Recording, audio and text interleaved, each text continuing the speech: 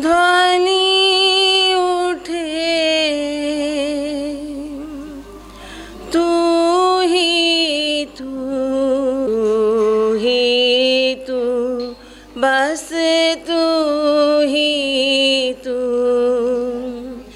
रोम रोम से ध्वनि उठे तू ही तू, तू ही तू। रोम रोम से अमृत रस चखाया, प्रीति मिली तुम्हारी, अमृत गुंजा दो, गुंजा दो। गूंजे उठी मोरेली समय वाणी, गूंजे उठो गुंजा दो। गुरुवर की दिव्य वाणी का संदेश आज गुंजा दो, गुंजा दो। मनाऊं मंगल महोत्सव, मनाऊं हृदय आंगन में उतरी बहारें, हृदय आंगन में उतरी बहारें। मन ही मन हर्षाऊं, मंगल महोत्सव मनाऊं, मंगल महोत्सव मनाऊं।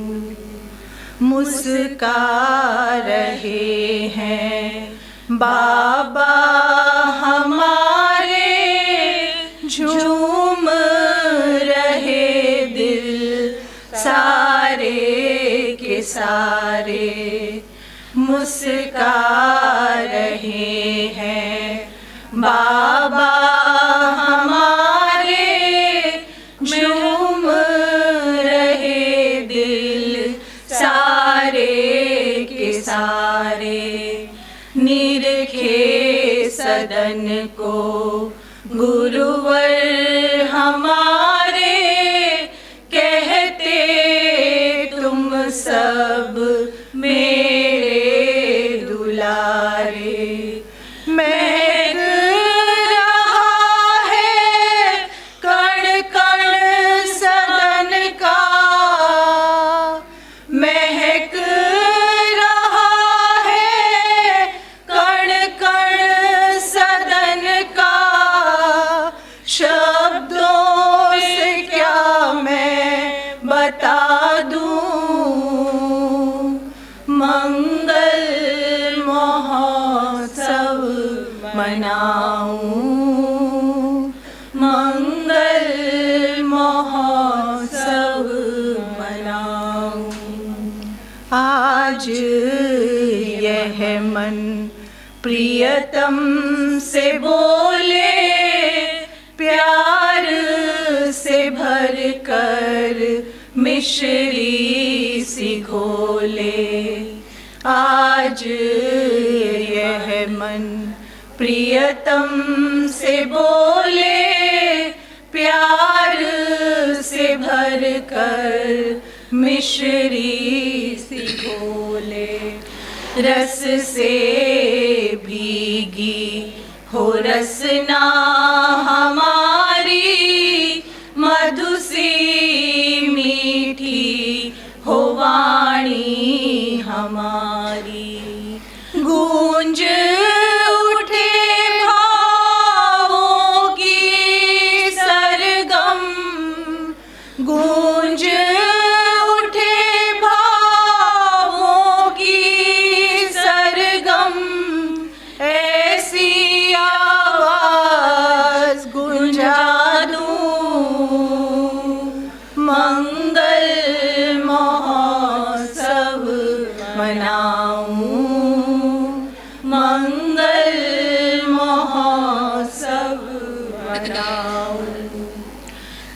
करते हैं वंदन हर एक दिल को, स्नेह मिलन को, इस शुभ दिन को करते हैं वंदन हर एक दिल को, स्नेह मिलन को, इस शुभ दिन को।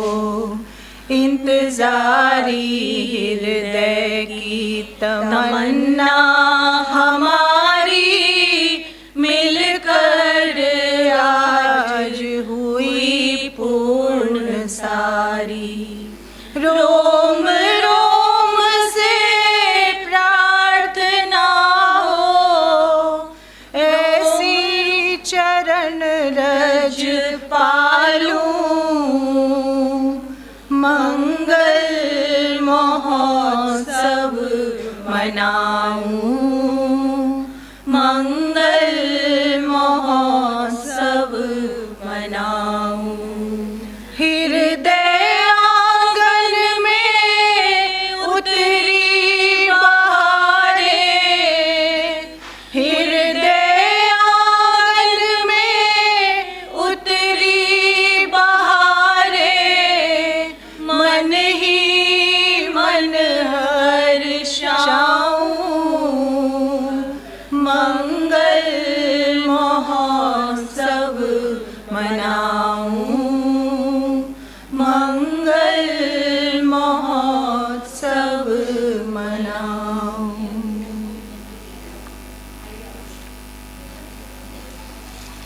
आनंद के साथ मनाए, आनंद के दीप जलाए, आनंद आनंद पाए।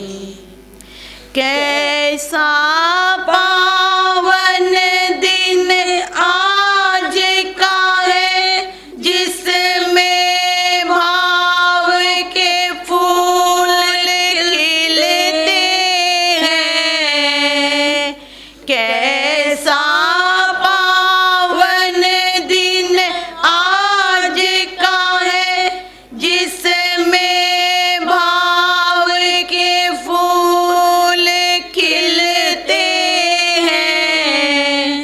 रज पा कर के सब जन जन में रजत का भाव पाए, रजत का भाव पाए। ऐसे अमृत रस को पाकर जीवन सरस बनाए, आनंद के दीप जलाए, आनंद आनंद गाए। ऐसी निराली छटा भाव की जो देखे मुग्ध हो जाए। ऐसी निराली छटा भाव की जो देखे मुग्ध हो जाए। पी कर अमृत रस की प्याली मन झूम झूम गाए, मन झूम झूम गाए। बाबा सतगुरु माँ की कृपा क्या क्या कार्य कराए। कैसे चाव जगाए, आनंद के दीप जलाए, आनंद आनंद पाए। आनंद रूप प्रभु हम तेरे दर पर ही आए। आनंद रूप प्रभु हम तेरे ही दर पर आए। तुम अनंत रूप तुम अविनाशी तेरे ही समरूप होवे। तेरे ही समरूप होवे। हृदय में प्रेम का दीप जलाकर सद्भाव में रत हो जाए। आनंद के दीप जलाए। आनंद आनंद गाए। आनंद बांटने आया है बाबा का आनंद लाला। आनंद बांटने आया है बाबा का आनंद लाला। सबके मन को मोहित कर हम सबका प्राण आधारा। हम सबका प्राण आधारा।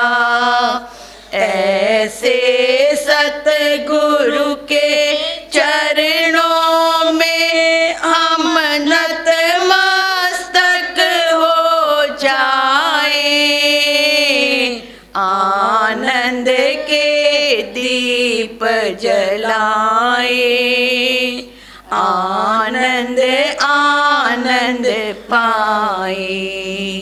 रजत जयंती उत्सव है आनंद के साथ मनाए। आनंद के दीप जलाए। आनंद आनंद पाए। तेरी जय जयकार मनाए। तेरे चरणों में चढ़ जाए। माँ को शीश नवाए। गुरु चरणों में झुक जाए।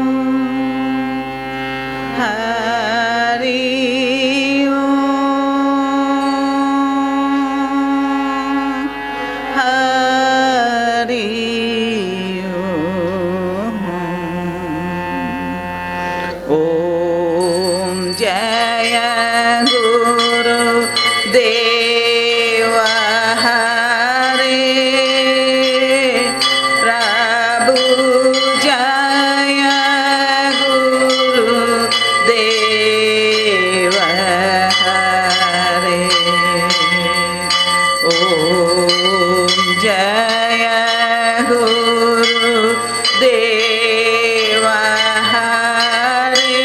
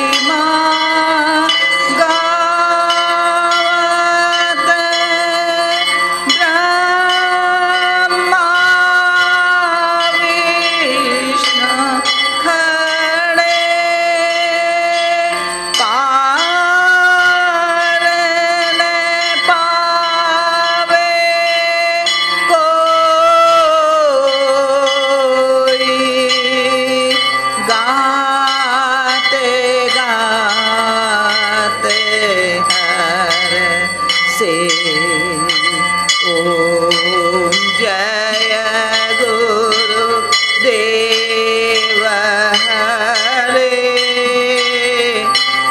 प्रभु जय गुरुदेव हरे मस्तक तुम्हारो चमकत जैसे सूर्यमणि चंद्र लजावत प्रभु जी रूप तेरा निरखे। ओम जय गुरुदेव हरे प्रभु जय गुरुदेव हरे 33 कोटि देव यदि आकरे होय खड़े ब्रह्मांड निवारत कोई बिना सत गुरु हरसि। ओम जय गुरुदेव हरे प्रभु जय गुरुदेव हरे भाव बरी तेरी वाणी जो कोई सुना ले खुले द्वार सब उसके धारे अमृत बरसे। ओम जय गुरुदेव हरे प्रभु जय गुरुदेव हरे एक बार जो सतगुरु दिल से याद करे घड़ी लगत ना देरी उसके द्वार खड़े।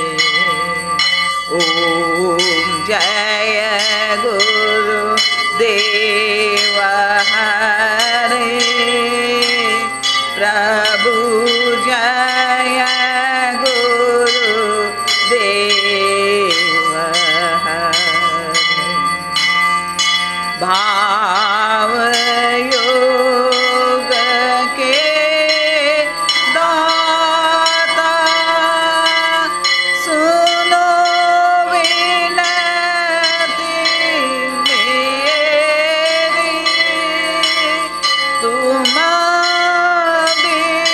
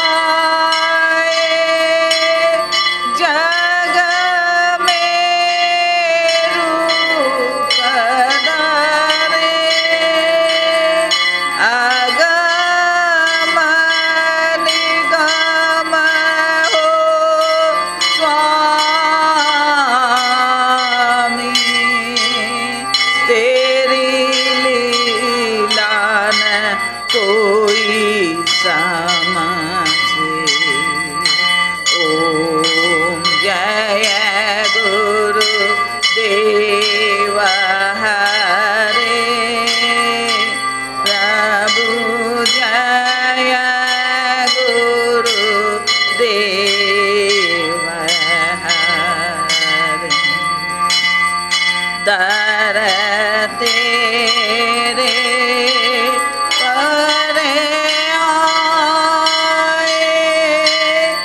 जो दुख दर्द लिए दया दृष्टि से प्रभु जी सबके दुख हरे। ओम जय गुरु देव हरे प्रभु जय गुरु देव हरे। पास नहीं कुछ मेरे क्या तेरी भेंट धरूं जीवन अर्पण तेरे चरणों में शीश धरूं। ओम जय गुरु देव हरे प्रभु जय गुरु देव हरे। श्री सतगुरु जी की आरती जो कोई गावे काटे बंद सब उसके मुक्त होय विचरे। ओम जय गुरु देव हरे प्रभु जय गुरु देव हरे। नाथ अनाथों के प्रभु लेकर बाव खड़े प्रभु जय गुरु देव हरे। ओम जय गुरु देव हरे प्रभु जय गुरु देव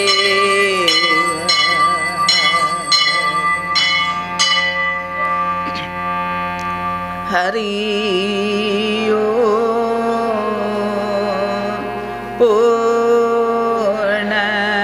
पूर्णमद पूर्णमिदं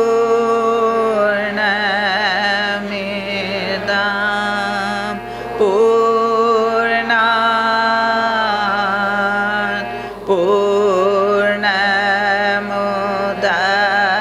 पूर्णमुदच्यते पूर्णस्य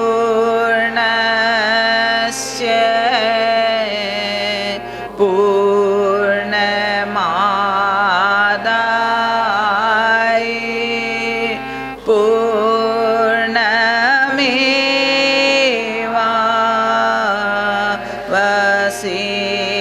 पूर्णमेवावशिष्यते।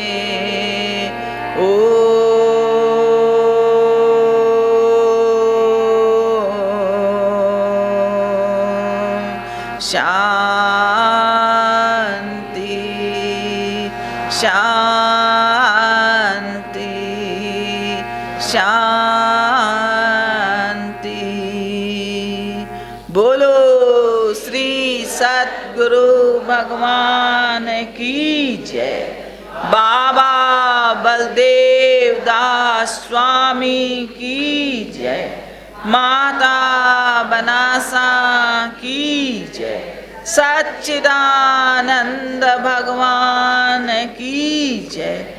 भाव योगिनी राज माँ की जय।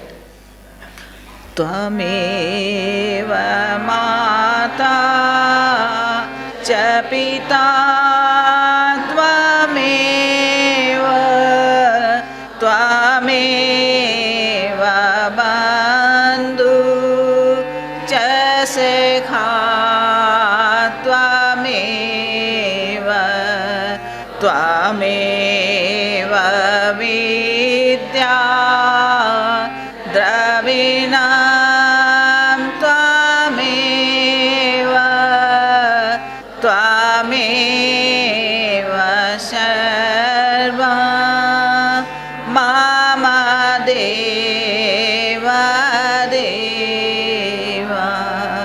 सर्वे भवन्तु सुखिनः सर्वे सन्तु निरामया सर्वे। जिस शुभ घड़ी का हम सबको इंतज़ार था वो शुभ घड़ी आज आई है। अपना प्रेम अपना भाव लुटाने सतगुरु के बच्चों को अपना प्रेम से लबालब भरे हुए देखकर मन इतना उत्साहित हो रहा है कि कहने को शब्द नहीं मिल रहे। ये रस की वर्षा भाव की वर्षा जो सतगुरु के द्वारा हो रही है, पहले हम सिर्फ सुनते ही थे पर लगता था कैसे अमृत बरस रहा है, जान ही नहीं पाते थे। अब उस अवसर को पाकर हम धन्य धन्य हो रहे हैं। सब प्रेम से भरे हुए प्रत्येक भक्त में अपने इष्ट का दर्शन कर रहे हैं। आज सबको बधाई इस अवसर की। सबका स्वागत हृदय से, सबको नमन। चेतना की वाणी चल रही है।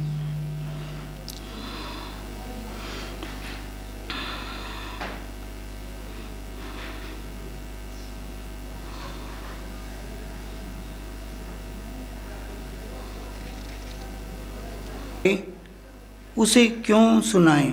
क्वेश्चन कर रही है वाणी। जिसे ईमान ना आए उसे क्यों सुनाएं? कह रहे हैं गुरुदेव इसमें कि जो उस प्रिय की बातें सुनना ही नहीं चाहता, जिसे विश्वास ही नहीं है, उसे ये बातें क्यों सुनाएं? ये बातें उसे ही सुहाती हैं जिसके भीतर प्रेम है, जो इष्ट को मानता है, जिसने जान लिया कि सर्वत्र उसी का पसारा है। उसे जब हम बातें सुनाते हैं तो दिल की बातें दिल तक जाती हैं और वही सबके भीतर प्रेम का भाव जगाती हैं। उसे सुनाने से खुद को भी अच्छा लगता है और दूसरे के भीतर भी कल्याण की भावना जाग जाती है। तभी तो सुनाने का कुछ लाभ है, नहीं तो जिसके भीतर ईमान ही नहीं, जो मानता ही नहीं, जानता ही नहीं, उसे सुनाने से क्या लाभ। जैसे कहा ना कि प्रभु मूर्ति देखी तीन तैसी, जिसके भीतर जैसा भाव होता है वो अपने प्रिय की मूर्ति वैसे ही देखता है। नहीं तो जान ही नहीं पाता, प्रत्यक्ष परमात्मा भी आकर खड़ा हो जाए तो उसे पता नहीं लगता कि हाँ मेरे सम्मुख इष्ट है। ये सद्गुरु की कृपा है। सद्गुरु ही हमारे भीतर वो भाव जगाते हैं, हमें देखना सिखाते हैं कि प्रत्येक प्राणी में ईश्वर का वास है, और तब हम उसे जान पाते हैं, देख पाते हैं। तब हमारे भीतर धीरे धीरे विश्वास दृढ़ होता जाता है कि सब चारों ओर उसी का पसारा है। और जब हम ये प्रेम भरी बातें सुनते हैं तो हमारे भीतर भी प्रेम जाग जाता है। और यही कारण है कि आज हम सब एकत्रित होकर प्रत्येक के भीतर अपने इष्ट को देख पा रहे हैं, जान पा रहे हैं कि सब में उसी का प्रेम है। ये जो माँ का प्रेम बरस रहा है, सबको हर समय माँ अनुभव करवा रही हैं, प्रेरणा दे रही हैं कि ये बातें उसी को सुनाओ जो अपने इष्ट के लिए मर मिटने के तैयार है, जो अपने इष्ट पर नछावर है। जय गुरु की।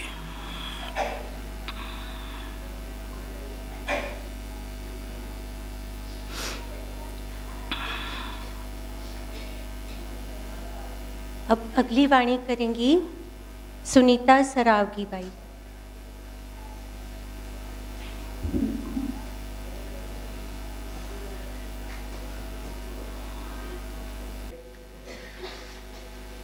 जब संत इस धरा पर आते हैं, उनके अलौकिक कार्य होते हैं। अलौकिक प्रेम और भाव से वो सबको हरा भरा करते हैं। जो ये भूमि सूखी थी, बंजर थी, उसमें फूल खिलाते हैं। तो जिस तरह हमने सुना कि ईसा मसीह को सूली पर चढ़ाया गया, प्रहलाद को जलाया गया, सुकरात को विष पिलाया गया,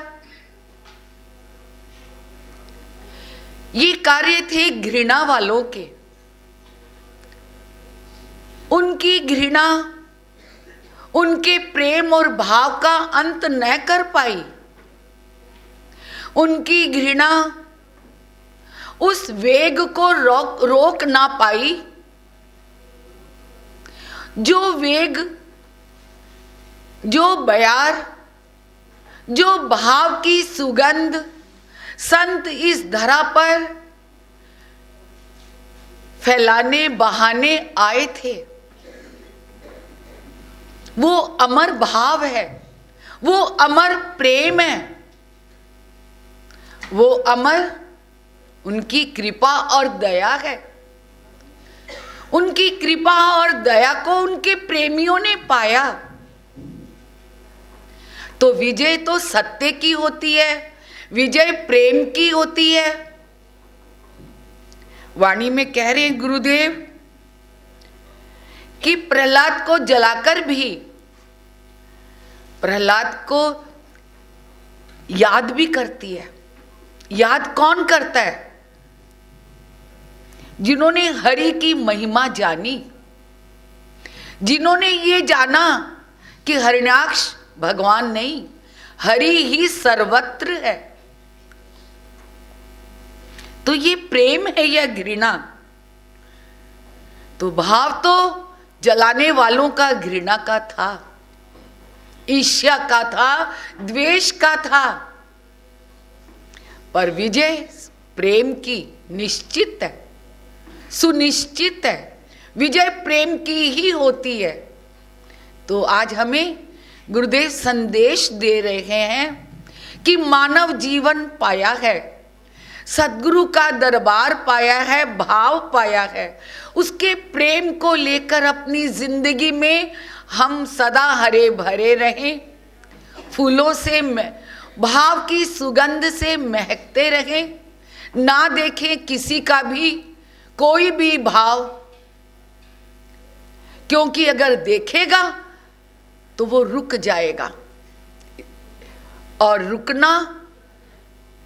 रुकना नहीं, पीछे मुड़ना नहीं। ऐ दीवाने, तू तो प्रेम का दीवाना है, तुझे रुकना नहीं है, तुझे निरंतर बढ़ना है, जो नदी सागर से निकली है वो निरंतर बढ़ती है।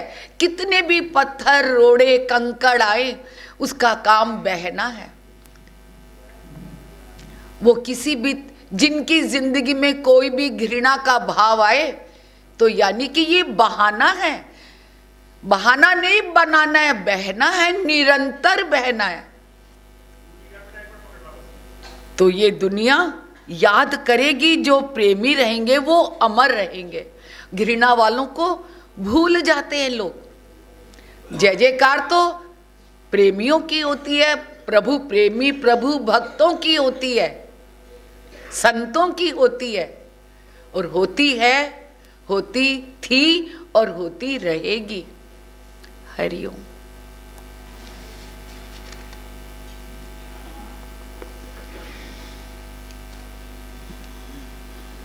वाणी है चेतना की 1048। लेकिन एक भाव पहले बोलने का मन हो रहा है कि अभी जो वाणी आई थी ना, जिसे ईमान न आए उसे सुनाए क्यों, तो गुरुदेव की ही एक बात है। तो मन में चल रहा था कि इस बात को बोलें कि गुरुदेव जब काठमांडू में आए थे तो काठमांडू में एक सत्संगी भाई एक दूसरे सत्संगी को लेके आए, अपने साथी को, कि गुरुदेव से बोले कि आप इनको कुछ सुनाइए, कुछ बताइए आप इनको, कि ये भी सत्संग में लग जाए, इनके अंदर में भी सत्संग का भाव आ जाए करके। तो गुरुदेव ने कहा कि मैं तो गेंद दीवाल में को नहीं फेंका, दीवाल में गेंद फेंका तो वह तो पाछी मार कर नहीं आ जावा, मैं तो गोली चलावा जिके जाकर वह अंदर ही बैठ जावा। गुरुदेव ने कहा कि उनकी दृष्टि ने जान लिया था कि यहाँ कितना भी कुछ कहा जाए अभी यहाँ पे कुछ होने वाला नहीं है। जैसे ये था ना कि जिसे ईमान ना आए उसे सुनाए क्यों, तो याद आ गया ये प्रसंग गुरुदेव का। अच्छा, 1048 नंबर की वाणी है, ऐसी सृष्टि ही क्यों रची जो धर्मात्माओं की दृष्टि से पाप पुण्य से न बची, दर्शन होता भ्रम दूर होता। गुरुदेव हर चीज़ को बहुत सुंदर दृष्टि से देखते थे, और गुरुदेव हम लोग से भी यही चाहते थे कि जो भी संत के बच्चे हैं वो शिव की कल्याण में दृष्टि लेकर इस सृष्टि को निरखें, इस सृष्टि में कुछ भी देखे तो शिव की कल्याण में दृष्टि को लेकर इस सृष्टि को देखें। तो यहाँ पे कहते हैं ऐसी सृष्टि ही क्यों रची जो धर्मात्माओं की दृष्टि से पाप पुण्य से न बचे, कि प्रिय की हर चीज प्रिय होती है और वो परमात्मा है। परमात्मा ने तो इस सृष्टि में कुछ भी निरर्थक नहीं बनाया, सब कुछ सार्थक सार्थक बनाया, हर कड़ी से कड़ी जुड़ी हुई है, चाहे हम उसको किस रूप में देख पाए या न पाए। तो यहाँ पे कहते हैं ऐसी सृष्टि क्यों रची, परमात्मा से बात कर रहे हैं कि ऐसी सृष्टि क्यों रची जो धर्मात्माओं की दृष्टि से, जो धर्म को बोलते कि हम धर्म को मानने वाले हैं वो धर्मात्मा कहलाते हैं, कि धर्मात्माओं की दृष्टि से पाप पुण्य से न बचे, कि ये पाप है, ऐसा करेंगे तो पाप है, ऐसा करेंगे तो पुण्य है। हर चीज़ में पाप पुण्य को दिखलाते हैं। और सत्संग में आने से पहले हम लोग भी जो भक्ति करते थे वो पाप पुण्य को लेके ही करते थे, कि कुछ काम अच्छा करेंगे तो पुण्य होगा हमको, और कुछ ऐसा करेंगे जो कि अनुचित है तो उससे हमको पाप लग जाएगा। पाप पुण्य, और पाप पुण्य जहाँ है वहाँ भय है, वहाँ आनंद नहीं है। लेकिन जब संत की शरण में आए, सत्संग में आए, तो गुरुदेव ने तो अपनी एक ही बात बतलाई, आनंद आनंद आनंद। पाप पुण्य नहीं है, हम मानव है, हमको मानव के लिए जो चीज़ उचित है, एक मानव हम बहुत सुंदर जीवन लेके आए हैं और हमारे अंदर बहुत कुछ कर गुजरने का एक संभावना है, तो हमको सुंदर सुंदर कार्य करना चाहिए। परमात्मा ने हमको जो भी 5 ज्ञानेंद्रियाँ दी है, 5 हमारी कर्मेंद्रियाँ दी है, जो भी चीज़ दी है सबसे हम बहुत सुंदर सुंदर कार्य करें। पाप पुण्य की बात नहीं है, किसी को बुरा कहेंगे, किसी की पर चर्चा करेंगे, पाप लगेगा, पहले ये सुनते थे। लेकिन गुरुदेव ने कहा कि पाप पुण्य नहीं, शब्द में, यज्ञ में, कल्याण में शब्दों की आहुति दो। परमात्मा ने जो ये सृष्टि रची है इसमें शब्द में यज्ञ हो रहा है, और इस शब्द में, यज्ञ में जो हमको वाणी मिली है, हम वाणी का अनुचित प्रयोग न करें, किसी भी तरह से कोई भी अनुचित बात न करें, क्योंकि हमारी हर बात इस परमात्मा के शब्द में यज्ञ की एक आहुति होगी। यहाँ पे पाप पुण्य नहीं है, यहाँ पे हमको विचार करना है कि हमको कहना क्या है। दृष्टि, शिव के कल्याण में दृष्टि से सृष्टि को निरखो। गुरुदेव के पास अगर वो दृष्टि से वो हमको नहीं देखते, तो हम सब अगर देखें पाप पुण्य से देखें तो हम लोग तो सबको उचित अनुचित बहुत सारे कार्यों को कर कर गुरुदेव की शरण में आते हैं। और यहाँ आने के बाद, इतनी सत्संग करने के बाद भी अनायासी हमसे बहुत कुछ ऐसे कार्य बन जाते हैं जो हमको नहीं करना चाहिए, ऐसी बातें हम बोल जाते हैं जो हमको नहीं बोलनी चाहिए।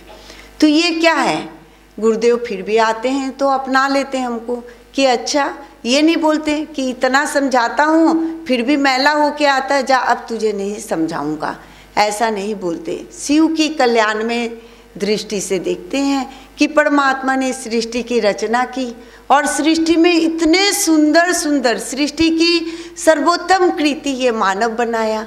लेकिन मानव क्या है, फिसलन की राह पे चल गया, अबोध है, अभी ये समझ नहीं पा रहा है, ये इसको बताया जा रहा है लेकिन ये विवश है अपने विचारों से अलग नहीं हो पा रहा, ये विवश है अपनी आदतों के कारण कि ये संभल नहीं पा रहा। लेकिन मैं इन्हें समझाऊंगा क्योंकि मेरे पास बाबा का भाव है, मेरे पास बाबा का बल है, बाबा ने मुझे भेजा है। तो यहाँ पे गुरुदेव देख रहे हैं कि ऐसी सृष्टि क्यों रची जहाँ पे पाप पुण्य है। एक छोटे से बालक की बात बताती हूँ कि वो कहीं पर कथा हो रही थी और वो बालक गया अपने घर वालों के साथ में, जैसे भागवत की कथा हो रही थी, और वहाँ पर बोला गया कि सबको हाथ उठाकर हरी हरी राधे राधे जो भी बोलो करके। तो सबने हाथ उठाया, उस बालक ने हाथ न उठाया, और जो महात्मा जी जो बोलने वाले थे, भागवत पढ़ने वाले थे, उन्होंने क्या कहा कि जो हाथ नहीं उठाएगा उसका हाथ लुल्ला हो जाएगा, जो मुँह से राधे राधे नहीं बोलेगा उसकी वाणी बंद हो जाएगी। मैंने ऐसा कुछ उन्होंने कहा, और वो बालक तो घबरा गया। घर में आके अपनी माता से पूछता है कि मैंने तो वहाँ पे ऐसा नहीं किया, क्या मुझे पाप लग जाएगा? पाप पुण्य की कथा कैसे होती है कि क्या मुझे पाप लग जाएगा, क्या मेरा हाथ चला जाएगा, क्या मैं बोल नहीं पाऊँगा? तो ऐसी कैसी सृष्टि की रचना की जहाँ पे पाप पुण्य है। हमारे विचारों में भी वो सृष्टि है, एक तो ये संसार है, एक हमारे विचारों की भी सृष्टि है। तो परमात्मा गुरुदेव देख रहे हैं कि जो भी संसार के कार्यों को करते हुए धर्म के पथ पे आता है, और हम उसको कैसे धर्म की ओर लेके जा रहे हैं जहाँ पर पाप पुण्य की बात है। ऐसी सृष्टि की क्यों रचना करें? आज देखिए सत्संग में ऐसी सृष्टि की रचना नहीं है। यहाँ पे ये कहा जाता है कि तू भाग्यवान है कि तू मनुष्य बन के आया है। यहाँ पे ये नहीं कहते हैं कि तूने ऐसे ऐसे कर्म करके तू क्यों आया यहाँ पे, तू तो इस योग्य भी नहीं है कि आके इतने सुंदर स्थान पे खड़ा हो सके। ये नहीं कहते, बल्कि ये कहते हैं तू भाग्यवान है और तू भगवान बनने के लिए आया है। अभी एक वाणी सुनी थी, बहुत अच्छी लगी कि आरती तेरी की मेरी, बोला आर्त भाव छोड़ तू ही भगवान है। यानी किस तरह हमारे अंदर के सत्य को जगाए, ये संत का प्रयास रहता है, ये संत का भाव रहता है। तो यहाँ पे कहते हैं कि ऐसी सृष्टि की उनको बड़ा दर्द होता है। जब ऐसी बातें वो देखते हैं तो उनको अंदर में बहुत पीड़ा होती है कि ऐसी सृष्टि की रचना क्यों की जाए जहाँ पे पाप पुण्य ही है। तो यहाँ पे कहते हैं कि धर्मात्माओं की दृष्टि में पाप पुण्य से न बची। इस सृष्टि में धर्मात्माओं की ये दृष्टि है, ये पाप पुण्य से न बची। दर्शन होता भ्रम दूर होता, कि जब सत्य का अगर दर्शन हो जाता तो भ्रम रहता ही नहीं।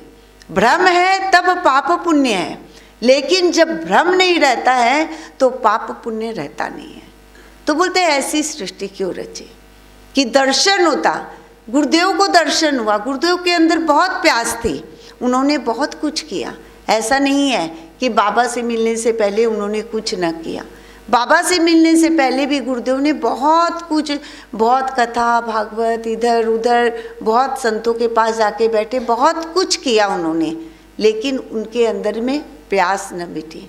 उनको लगा कि नहीं, परमात्मा की जो सृष्टि है इसमें इतनी ही बात नहीं है, इससे अलग भी कुछ है। उनके अंदर में थी ये प्यास। तो जब गुरुदेव को बाबा के पास आए और बाबा के पास बैठे तो गुरुदेव को लगा कि देखो, जिसकी मुझे तलाश थी वो यहीं पे। बाबा ने उनको सत्य से परिचय कराया। जो ये बाबा की वाणी है उनमें बहुत वाणियाँ नहीं है, लेकिन हर वाणी में हमारे जीवन के समीप वो ले जाते हैं। तो सत्संग क्या करती है? सत्संग हमको पाप पुण्य से नहीं जोड़ती है, हमको हमारे जीवन के समीप ले जाती है। जिस जीवन को हम जी रहे हैं, जिस जीवन के साथ हम चल रहे हैं, उस जीवन में बहुत रस है, ये हमको सत्संग बतलाती है। और सत्संग हमारे जीवन, सच्चाई तो यही है, जिस जीवन को लेके जी रहे हैं वहाँ कथा क्या करेगी? हमको बहुत बड़ी बड़ी बातें क्या करेगी? हम सुन के तो आ जाते हैं बहुत सुंदर सुंदर बातें, लेकिन क्या है, अंदर में रस ही नहीं है, अंदर में हम खुल ही नहीं पा रहे हैं, अनेक ग्रंथियों से बंधे हुए हैं, बहुत सारी घुटन है, हम कैसे आनंद में रहेंगे? आनंद की बातें, सुखी बातें आनंद नहीं देती। आनंद की जब हमारा अंदर का धरातल, जब हमारे अंदर में वो आनंद का स्रोत फूटता है तब आनंद होता है। और आनंद का स्रोत कब फूटता है? जब पाप पुण्य से अलग होते हैं, कि पाप पुण्य नहीं है लेकिन हमको सुंदर कार्य करने हैं। हम किसी को कड़ी बात बोल के आ जाते हैं, अनुचित बात बोल के आ जाते हैं, हमको पीड़ा होती है। यहाँ पाप पुण्य नहीं है, यहाँ वाणी का अच्छा प्रयोग नहीं हुआ। वो हमारे अंदर का तराजू बोलता है कि ऐसा प्रयोग वाणी का होना नहीं चाहिए, तो हमारे अंदर कुंठा आती है। और संत हमको बतलाते हैं कि वाणी मिली है, वाणी का बहुत सुंदर प्रयोग करो। दृष्टि मिली है, हाथ पाँव में शक्ति है, कुछ भी है तो हमको इसका सुंदर प्रयोग करना है। तो जब हम सुंदर प्रयोग करके आते, किसी को दो मीठे बोल बोल के आते हैं तो अंदर से हरे भरे हो जाते हैं। वहाँ पे पाप पुण्य नहीं होता, वहाँ पर धीरे धीरे क्या होता, हमारा आनंद का स्रोत खुलने लग जाता है। तभी तो गुरुदेव ने कहा, गुरुदेव को बहुत पीड़ा होती है, तो गुरुदेव ने कहा ऐसी सृष्टि की रचना क्यों की जहाँ धर्मात्माओं की दृष्टि में पाप पुण्य से जो सृष्टि बची नहीं। ये कैसी सृष्टि है? आज हम यहाँ पे हैं, ये भी एक रचना है। ये जो सत्संग है ये गुरुदेव की भावों की रचना है। गुरुदेव ने अपने भावों से इस सत्संग को बनाया है। और देखिए यहाँ की सृष्टि कैसी है, वो हमको आनंद के पथ पे ले जाती है। यहाँ पे पाप पुण्य नहीं है। तो गुरुदेव बहुत विश्वास से बोलते हैं कि दर्शन होता तब फिर क्या है, भ्रम दूर होता। ये भ्रम ही है हमारा जो हमको आनंद तक नहीं ले जाने देता। हरे बहुत सुंदर। प्रत्येक क्षण के हवन में तेरा योग, प्रत्येक क्षण के हवन में तेरा योग। योग कहाँ, मैं तो भोग की आशा में जलता आया, हवन करते हाथ जलता यही देखा। अभी ये 5 दिन का हवन यहाँ पे हो रहा है और अभी भी हवन होगा। और हवन पर ही गुरुदेव की वाणी स्वाभाविक रूप से आई है। गुरुदेव ने कहा कि प्रत्येक क्षण के हवन में तेरा योग, हर क्षण क्षण हवन हो रहा है प्रकृति में, और उसमें तेरा योग कितना है तुम देख। ये श्वासें भी आ रही है, जा रही है, अब इसमें तेरा योग तेरे इष्ट से कितना हो रहा है ये तुम्हें देखना है। प्रश्न कर रही है वाणी, करे योग कहाँ? सारा संसार तो भोग की अग्नि में जलता रहता है, भोग के लिए व्याकुल रहता है, कितना ही भोग लो, लेकिन उसका मन भरता ही नहीं है और भोग को ही प्रधानता देता है। संत महापुरुषों का दरबार, संतों की कृपा होती है जो हमें योग करवाती है।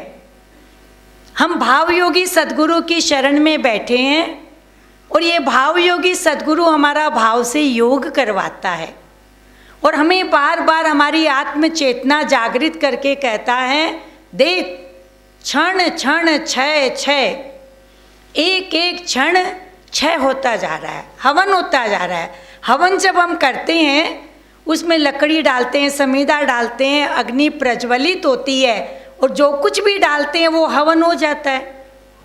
कहते हवन हो गया। तो प्रत्येक क्षण तेरे जीवन का हवन हो रहा है। अब इसमें योग कहाँ? अपने आप में देख, अपने आप में विचार कर, आत्मचिंतन कर। क्यों योग नहीं हो रहा? क्योंकि मैं तो भोग की आशा में जलता आया। योग कहाँ? बहुत कम योगी मिलते हैं। पूरा संसार भोग में लगा रहता है और उसी की आशा में जलता रहता है।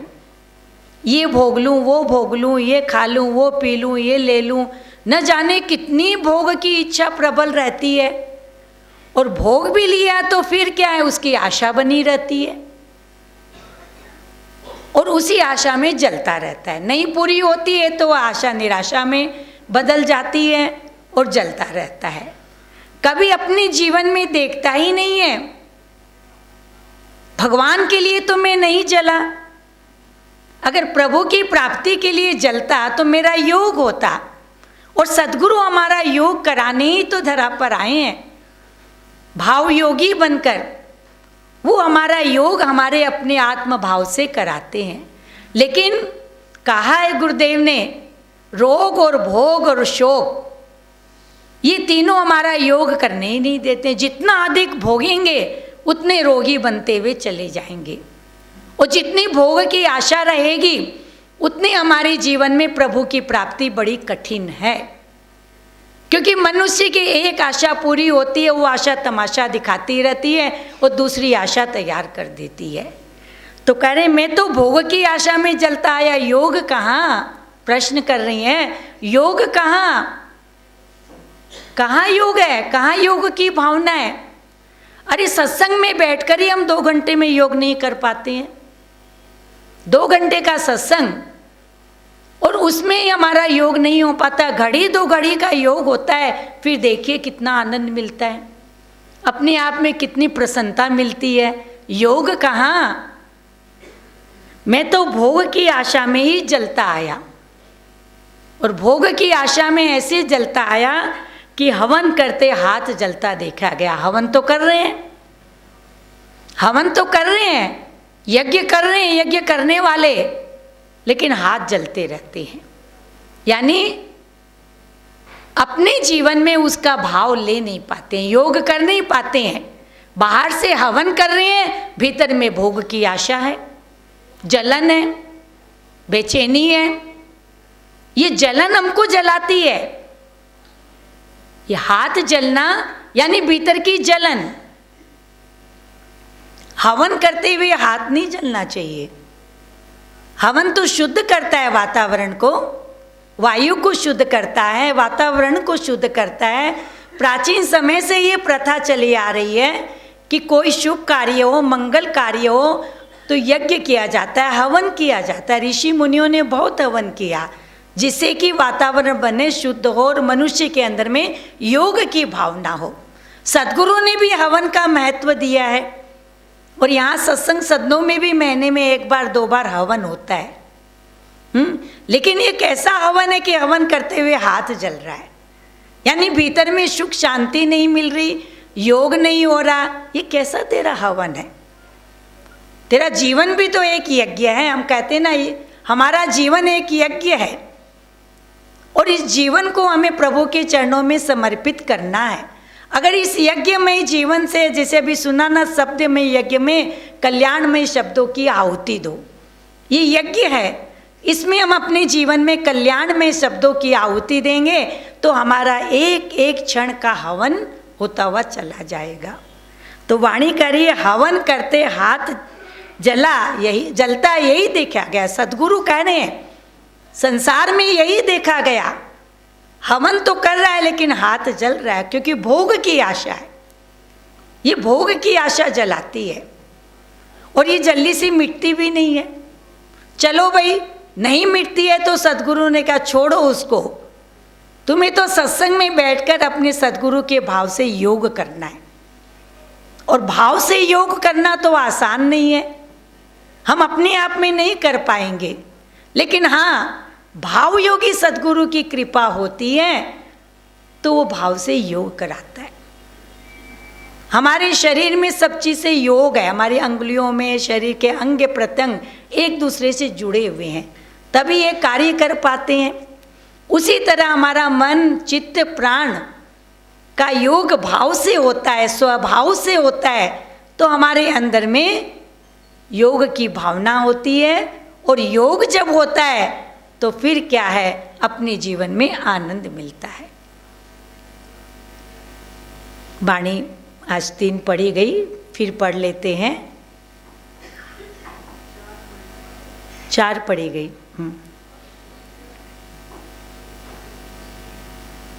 जिसे ईमान न आए उसे क्यों सुनाए, जलाकर भी शांत न हो पाई दुनिया फिर भी याद करती है।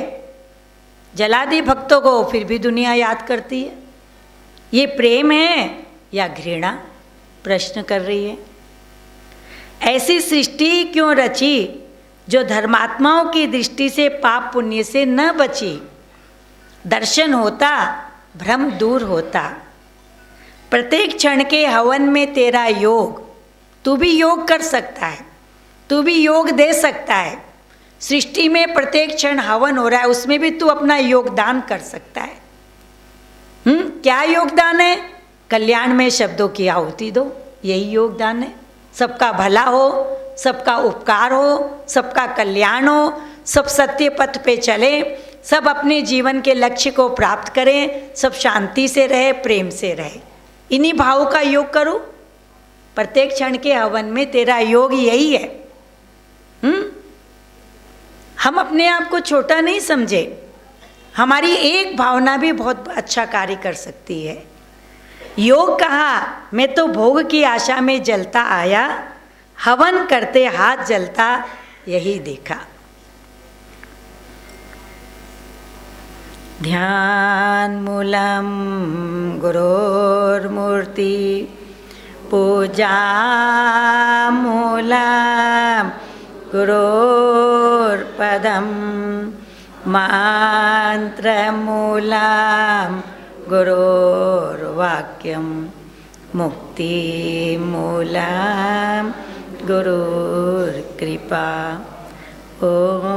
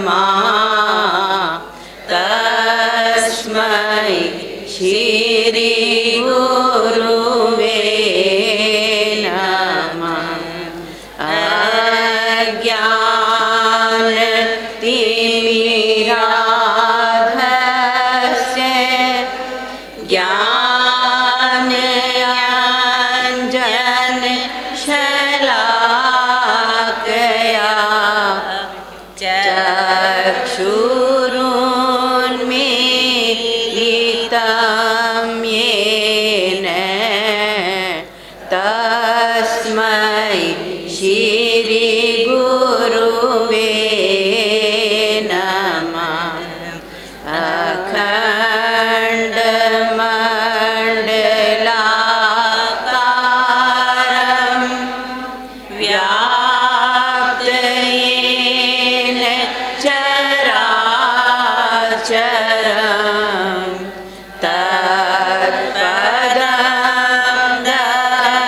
दर्शितं येन तस्मै श्री गुरुवे नमः।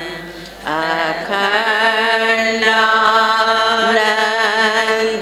बोधाय शीश संताप हारणी सच्चिदानंद रूपाय रामाय गुरुवे नमः। दंडोत वंदन अनेक बार सर्व कला सम्राट डोलन से राखो प्रभु जन नानक दे कर हाथ ज्ञान अंजन गुरु दिया अज्ञान अंधेर विनाश हरि कृपा से संत भेटियो नानक मन प्रकाश अहो अटल गुरु सेविये अहनिशि सहज सुभाष दर्शन परसिए गुरा के जन्म मरण दुख जात सकल द्वार को छोड़ के गयो तुम्हारे द्वार बाह गए की लाज राखो गोविंदास तिहार। हरि ओम हरि ओम हरि ओम स्वाहा हरि ओम हरि ओम हरि ओम स्वाहा हरि ओम हरि ओम हरि ओम स्वाहा हरि ओम हरि ओम हरि ओम स्वाहा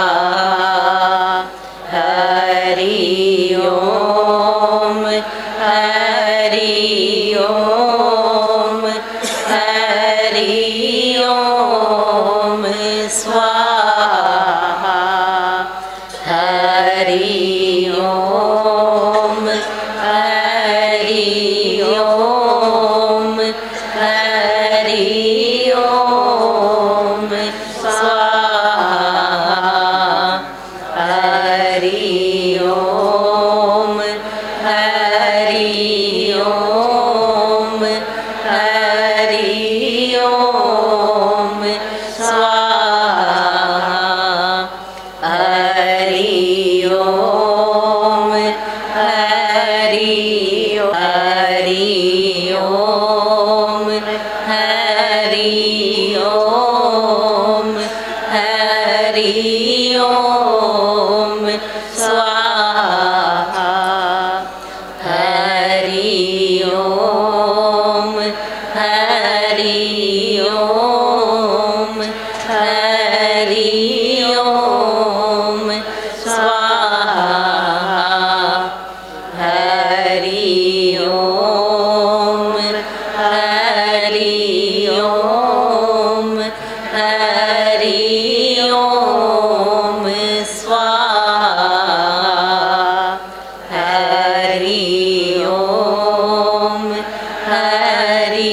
ओम हरि ओम स्वाहा हरि ओम हरि ओम हरि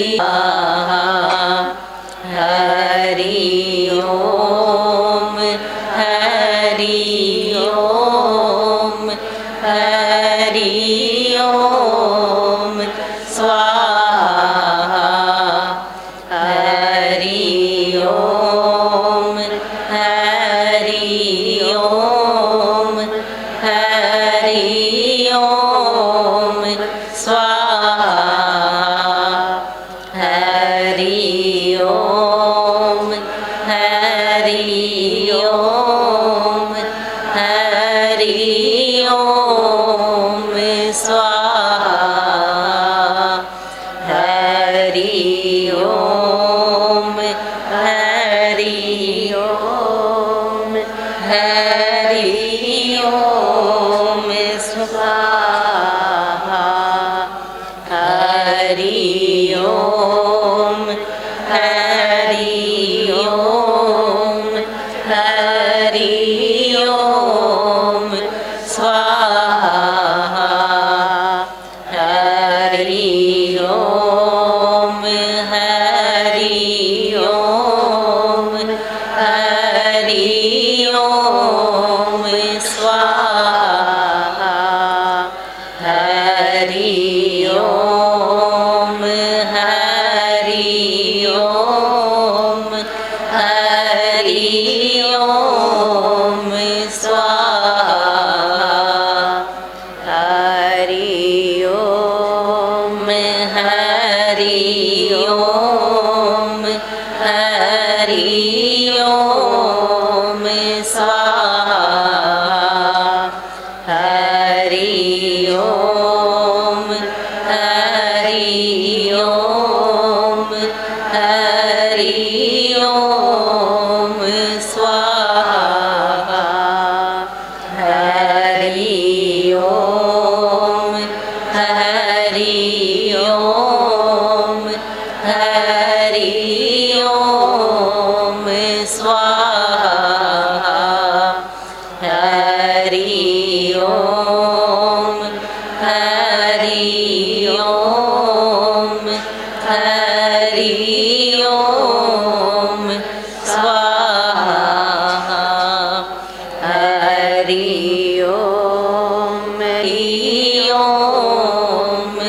स्वाहा हरि ओम हरि ओम हरि ओम स्वाहा हरि ओम हरि ओम हरि ओम स्वाहा हरि ओम हरि ओम हरि ओम स्वाहा हरि ओम हरि ओम हरि ओम स्वाहा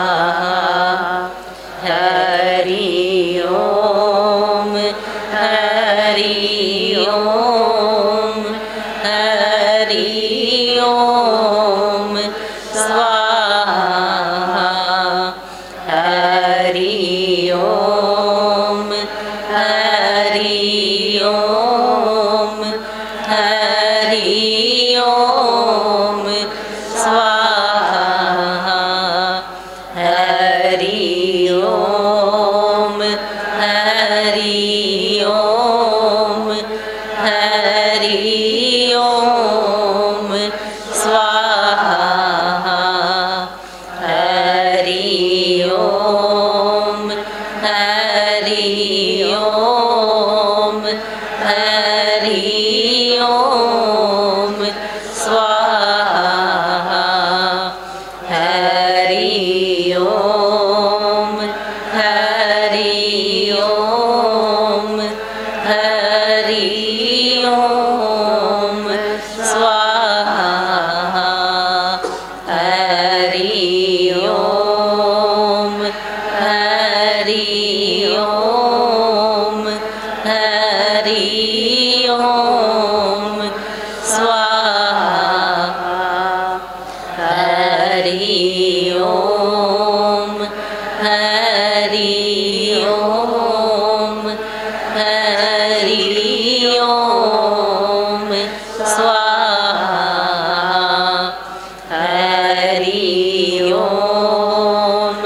हरि ओम हरि ओम स्वाहा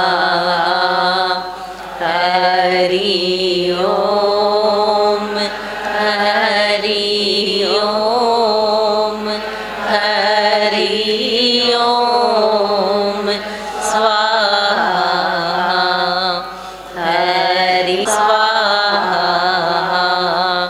हरि ओम हरि ओम हरि ओम स्वाहा हरि ओम हरि ओम हरि ओम स्वाहा हरि ओम हरि ओम हरि ओम स्वाहा हरि ओम हरि ओम हरि ओम स्वाहा हरि ओम हरि ओम स्वाहा हरि ओम हरि ओम हरि ओम स्वाहा हरि ओम हरि ओम हरि ओम स्वाहा हरि ओम हरि ओम हरि ओम शांति शांति शांति। हृदय का हर हृदय का हर रज चोला पूजन थाल सजा है तेरा हर दीपक प्रज्वलित हुआ प्रकाश अनुपम तेरा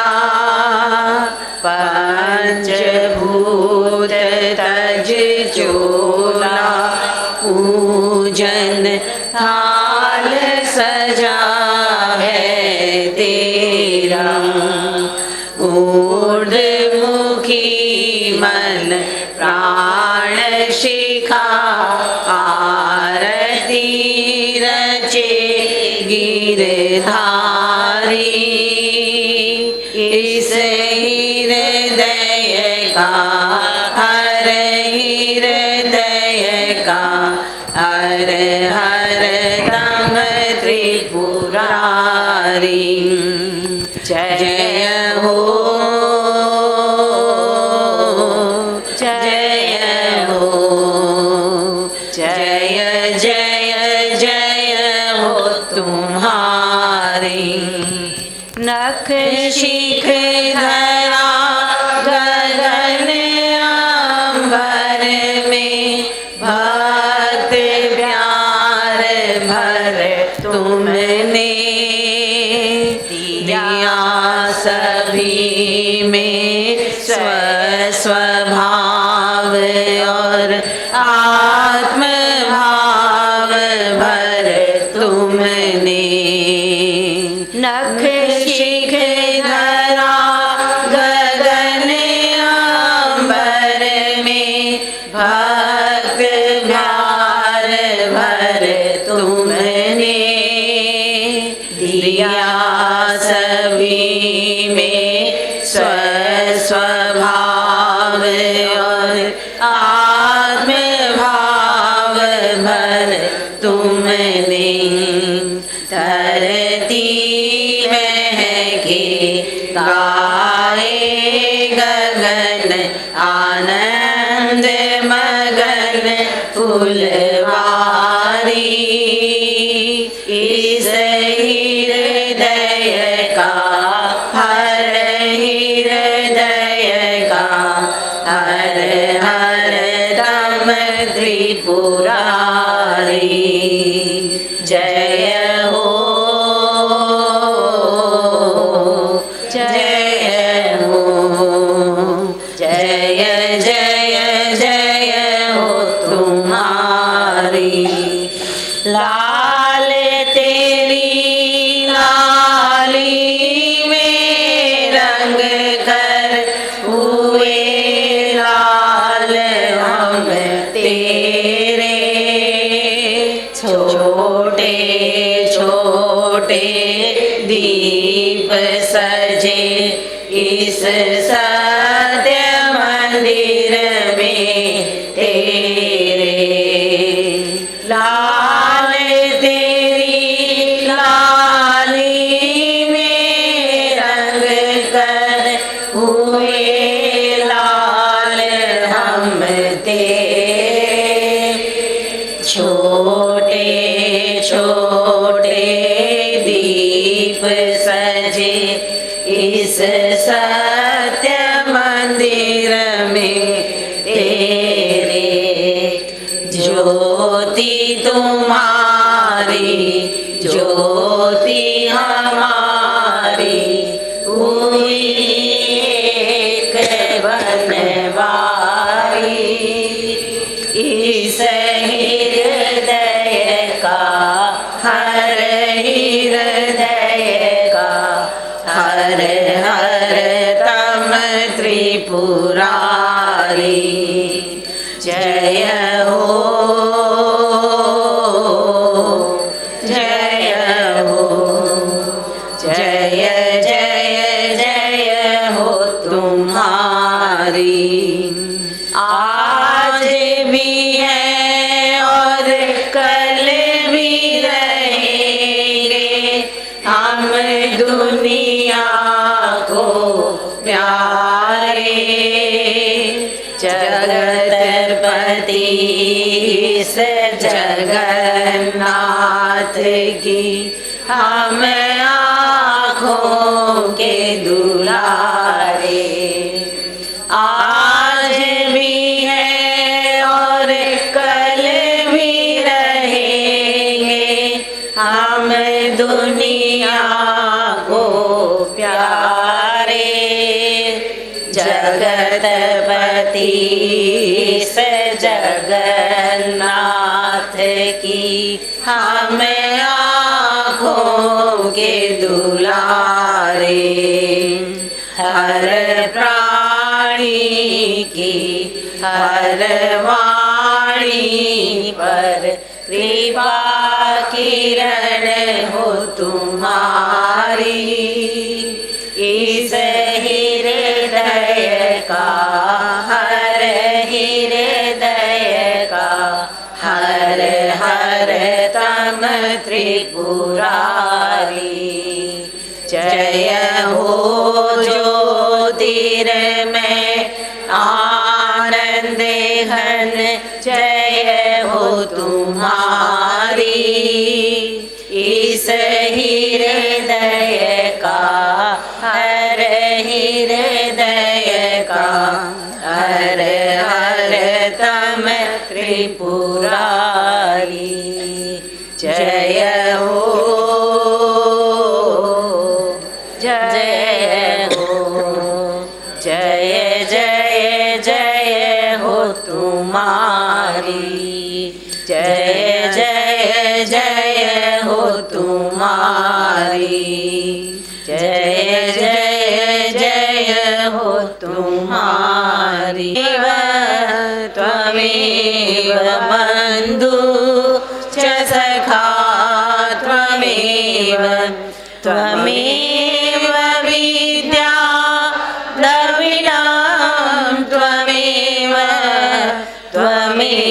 देव सर्वं मम देव देवा सर्वे भवन्तु सुखिनः सर्वे सन्तु निरामया सर्वे भद्राणि पश्यन्तु मा कश्चित् दुःखभाग् भवेत् तमसो मा ज्योतिर्गमय असतो शक्ति वह भर दीजिए विश्व के पग पग पर बने एक पावन यज्ञशाला ज्ञान की अग्नि प्रकट हो सदा भी नव उजाला भाव भक्ति से भरा हो यह सभी भूखंड सुंदर संगठन की अग्नि ज्वाला हो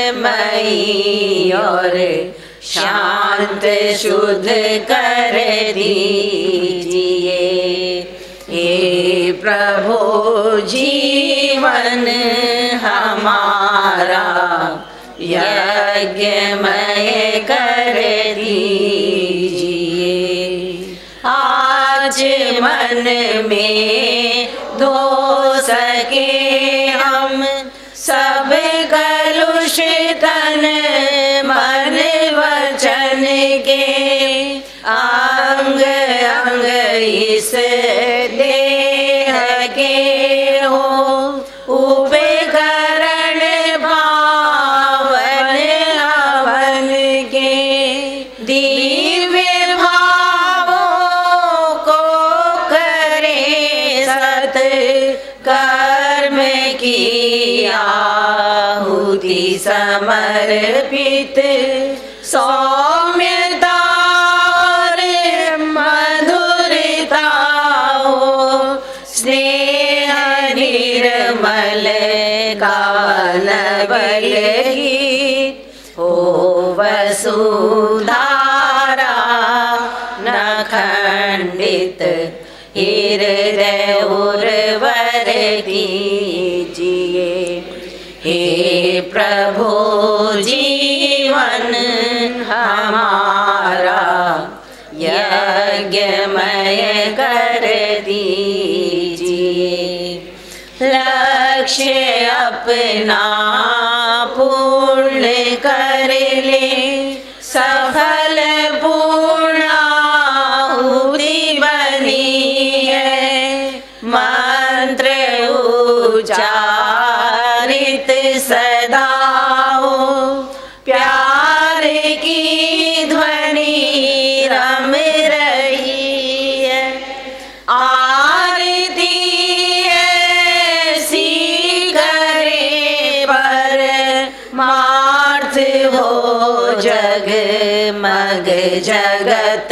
में शंख सी गूंजे प्रणव की ध्वनि हमारे पुण्य पथ में युग नया रच दे यही संकल्प दृढ़ कर दीजिए युग नया रच दे यही संकल्प दृढ़ कर दीजिए हे प्रभु जीवन हमारा यज्ञमय कर दीजिए सृष्टि को भावों से भरे हम शक्ति वह भर दीजिए। हे प्रभु जीवन हमारा यज्ञमय कर दीजिए।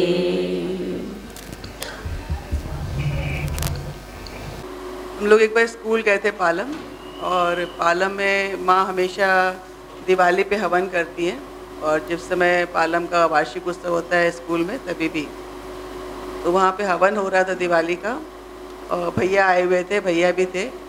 तो हवन के बाद में भैया ने को माँ ने कहा 2 शब्द बोलिए। भैया ने बोला कि मैं ये सोच रहा हूँ कि ये जो लकड़ी है ये कितने कितने वर्षों बाद हवन की लकड़ी बनी है। जैसे हम देखते हैं कि पहले बीज बोया जाता है, फिर कितने सालों में वृक्ष बनता है, फिर वृक्ष कितने सालों तक रहता है, फिर वो पता नहीं कब सूखता है, कब सूख करके कट के वो खटाल में जाता है, खटाल में पता नहीं कब तक पड़ा रहता है, और फिर उसके बाद में उसको कभी ईसा के लिए यूज़ किया जाता है उस लकड़ी को, कभी किसी और चीज़ के लिए यूज़ किया जाता है। लेकिन आज उसका सौभाग्य कि वो हवन की लकड़ी बनी है। वैसे ही मुझे लग रहा था कि हम सब जो हैं न जाने कितने कितने युग बीत गए, कि कितने जन्म बीत गए, कि कितना उसके बाद में आज हमें सत्संग सदन में बैठने का एक, हम भी तो एक लकड़ी है ना, बोलते हैं ना एक जीवन तो एक काष्ठ की लकड़ी जैसा है, और उसको आकर के आज हवन की लकड़ी बनने का अवसर मिला है। अब इस अवसर को चूकना नहीं है, अब तो सर झुका देना है हमको, बिल्कुल भी चूकना नहीं है।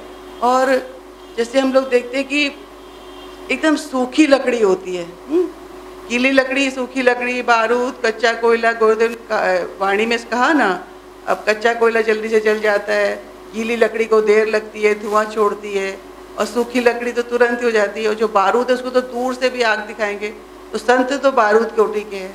लेकिन हम सब गीली सूखी कुछ भी हो सकते हैं, लेकिन यहाँ आप आकर के थोड़ी देर लग सकती है, थोड़ा धुआं आ सकता है, लेकिन हमारे जीवन की लकड़ी प्रज्वलित हो जाएगी। कब प्रज्वलित होगी? खाली सूखी लकड़ी नहीं जलती है, एक चिंगारी तो चाहिए ना बीच में, ऊपर से कपूर भी चाहिए, उस पर से घृत भी चाहिए, ऊपर से सामग्री भी चाहिए। और ये सब कहाँ मिलता है हमको? क्या संसार में मिलता है?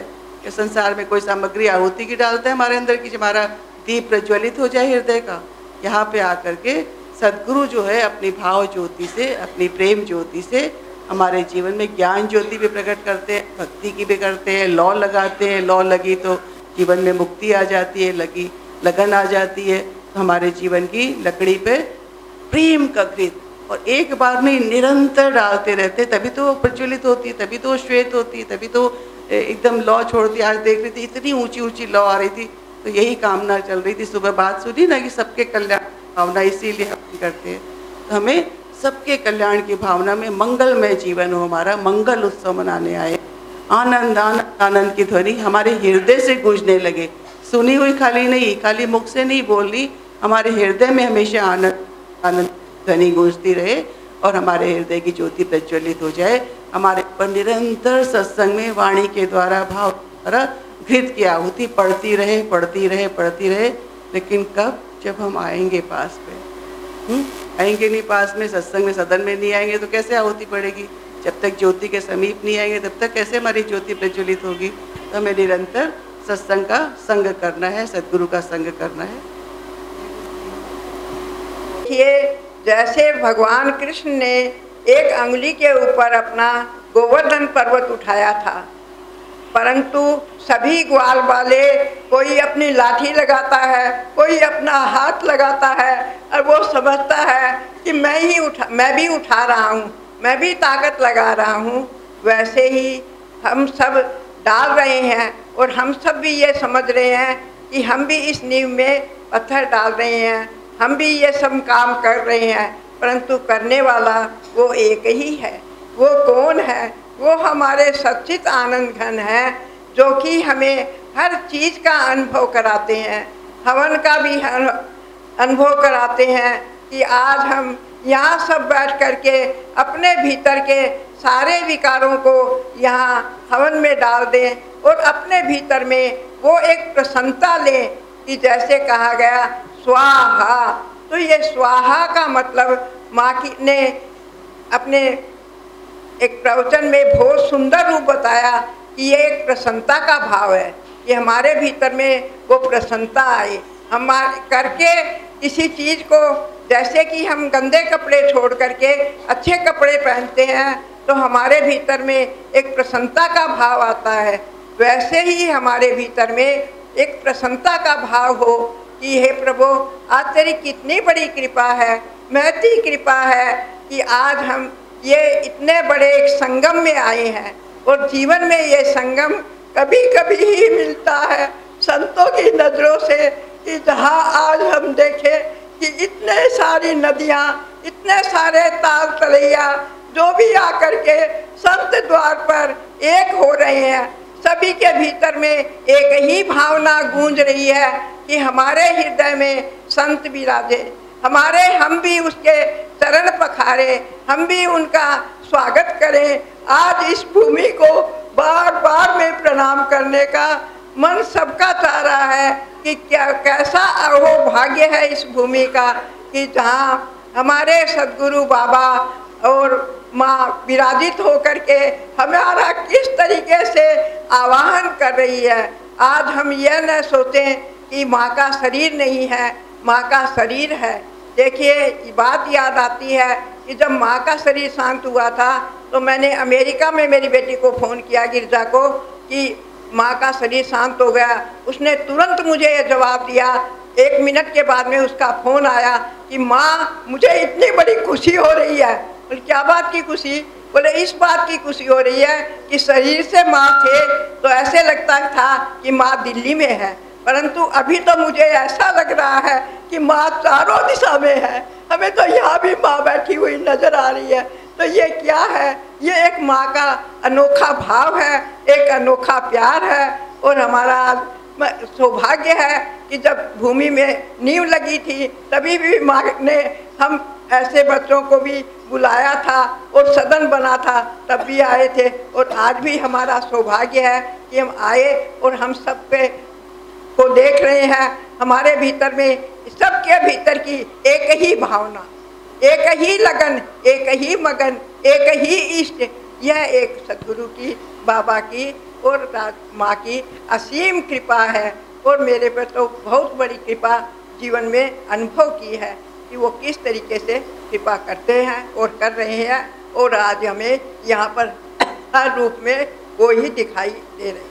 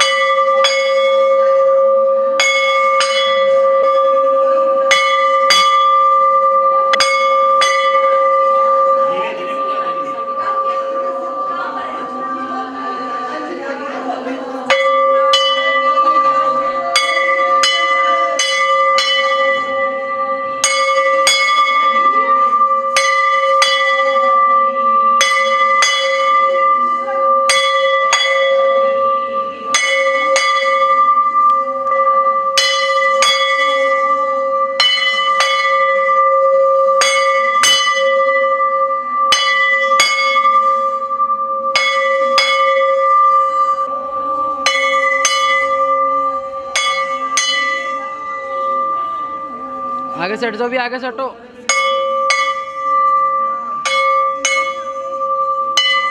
चलो आ जाओ आ जाओ।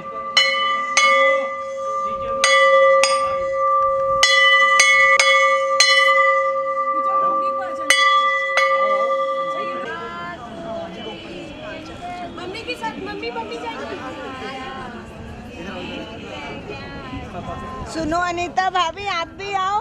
अनीता जी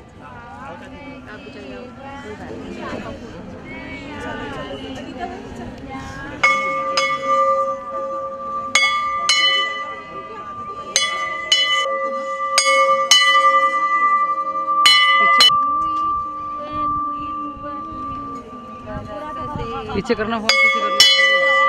लोग मशीन में जा रहे हैं।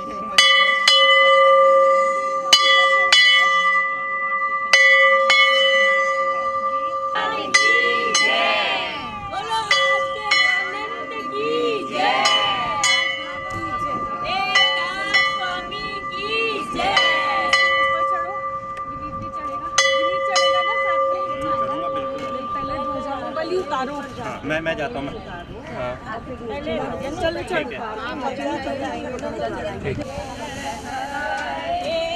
मेरा प्यारा झंडा साइड से पीछे हो, पीछे। मेरा प्यारा झंडा सत्य संग का, मेरा प्यारा प्रभु जी, इस झंडे को हाथ में लेकर बाबा जी थे आए। ऊपर नीचे खड़ा करो दोनों। प्रभु जी, प्रभु जी, ये दुनिया में लहराए मेरा प्यारा झंडा सत्संग का, मेरा प्यारा झंडा सत्संग का। इस झंडे को हाथ में लेकर आई बना सबाई, आई बना सबाई। इस झंडे को हाथ में लेकर आई बना सबाई, बना सबाई। बाबा के चरणों में बैठ कर सत्य की ज्योत जगाई, सत्य की ज्योत लहराए मेरा प्यारा झंडा सत्संग का, मेरा प्यारा झंडा सत्संग का। दुनिया में लहराए मेरा प्यारा झंडा सत्संग का, मेरा प्यारा झंडा सत्संग का। इस झंडे गुरु जी से आए, इस झंडे को लेकर सतगुरु जी थे आए। प्रभु नंद लाल आए, देकर भाव जगत को गुरुवर भाव योगी कहलाए, भाव योगी कहलाए। रोम रोम हरि ओम ध्वनि गुंजाए मेरा प्यारा झंडा। ऊपर करवा लो थोड़ा और ऊपर चढ़वा लो एक स्टेप। मेरा प्यारा झंडा सत्संग, एक स्टेप और चढ़ जाएंगी मैम। प्रभु जी इस दुनिया में लहराए मेरा प्यारा झंडा सत्संग का, मेरा प्यारा झंडा। एक स्टेप और चढ़ जाओ ऊपर। हाथ में लेकर आई पन्ना बाई, आई पन्ना बाई। भाव जगत को गुरुवर भाव योगी कहलाई, भाव योगी। एक बार सर याद रखिएगा, मैम को बोलना है एक स्टेप नीचे आएंगे, एक बार ऊपर नीचे खड़े होंगे तभी तो फेस दिखेगा। यहाँ देखिए सर, यहाँ देखिए, सुने नहीं रहे। मेरा प्यारा प्रभु जी, एक बार यहाँ देखिए। प्रभु जी झंडे को हाथ में लेकर आई नानी बाई, आई नानी बाई। एक लगन थी प्रभु मगन सत्य की बेल लड़ाई, सत्य की बेल लड़ाई, गली गली मुस्काई, मेरा प्यारा झंडा सत्संग का, मेरा प्यारा झंडा सत्संग का। हो जी, हो जी। एक बार सर वेट प्रभु जी, वेट ऐसे ही रुकेगा।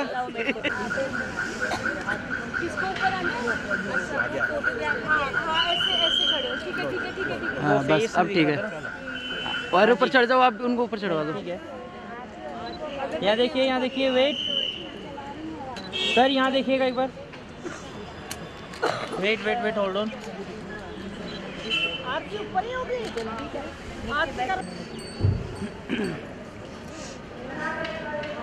सर होगी क्या? प्रभु हो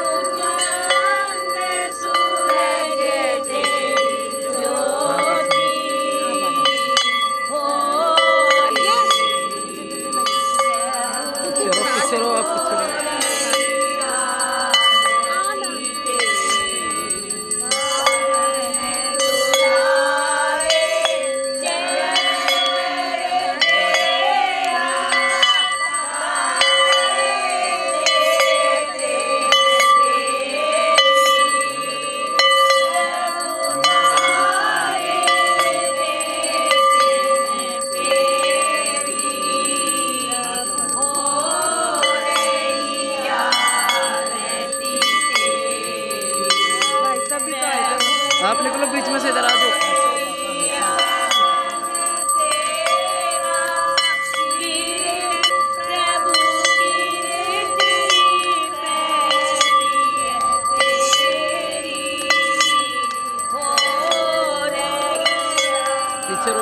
पीछे रहो। इधर आ जाओ, कोने पे से खींच लो, इधर से खींच लो, उधर जगह मिल जाएगी।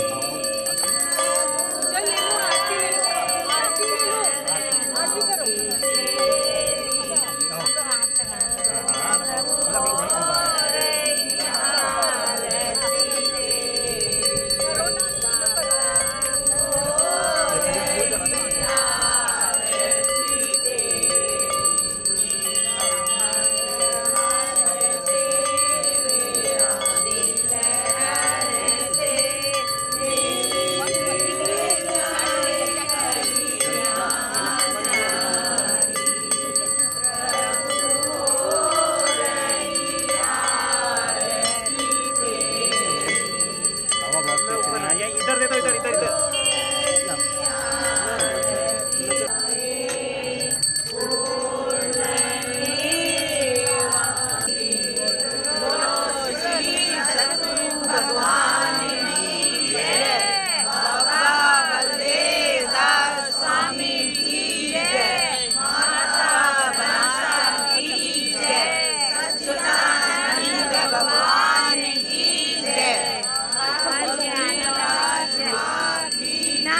नानी बाई की जय।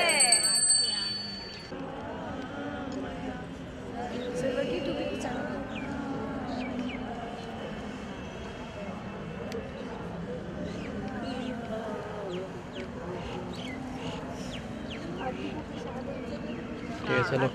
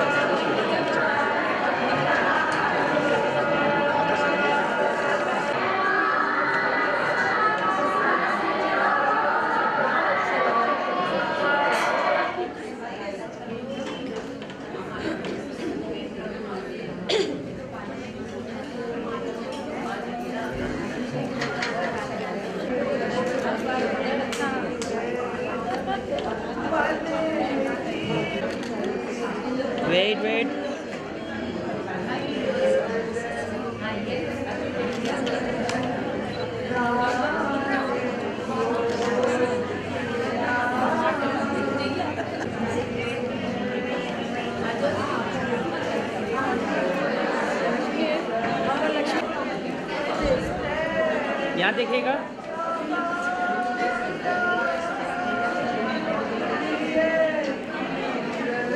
तो आप थोड़ा सा इधर हो जाइए। हाँ जी, बस बस बस बस, आप ठीक है, आप ठीक है। यहाँ देखिएगा, एक्सक्यूज मी मैम, यहाँ देखिएगा।